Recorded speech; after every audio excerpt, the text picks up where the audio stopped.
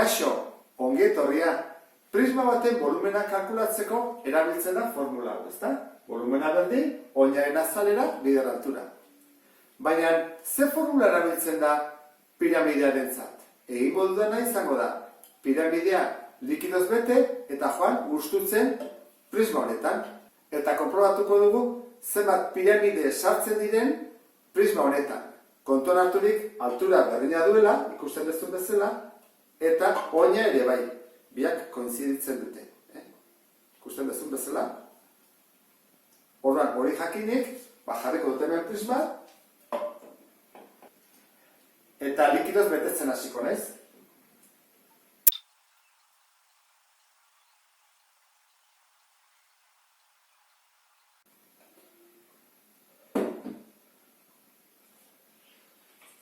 Lehenengoa.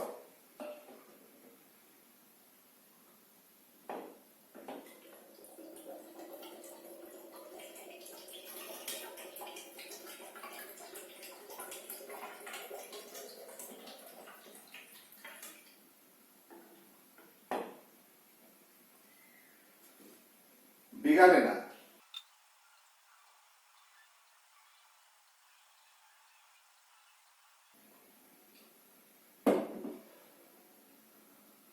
Bigarrena.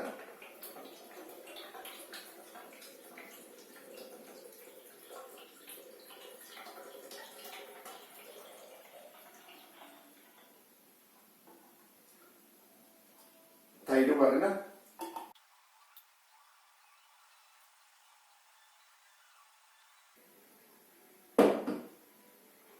Hirugarrena. Bada.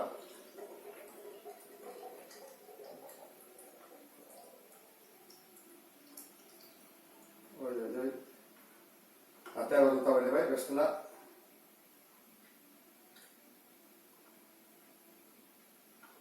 Hortxe. Beraz, ikusten duzun bezala, horrelako hiru sartu ditugu prisman. Horrek esan nahi du, hau izango dela prisma zati hiru. Orduan, formula jarriko dut.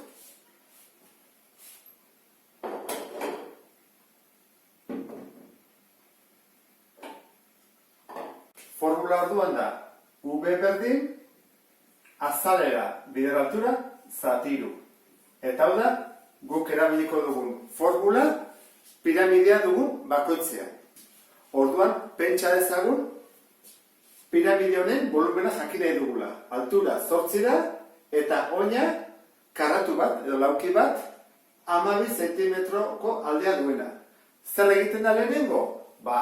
Oinaren azala kalkulatu. Nola, hau 12 den, azalera da, L berbi, 12 bider 12, 154 zentimetro karratu.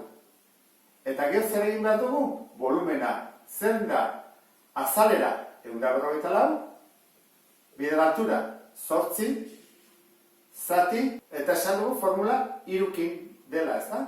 Orduan jarriko dut, 154, bider 8, zati hiru. 384 zentimetro kubiko. Orduan, gogoratu behar duzuna da, prisma dugunean erabiltzen dela formula arrunta, eta piramidea dugunean erabili behar dela zati hiru. Eta honekin bukatzen dugu, beste bat arte, agur!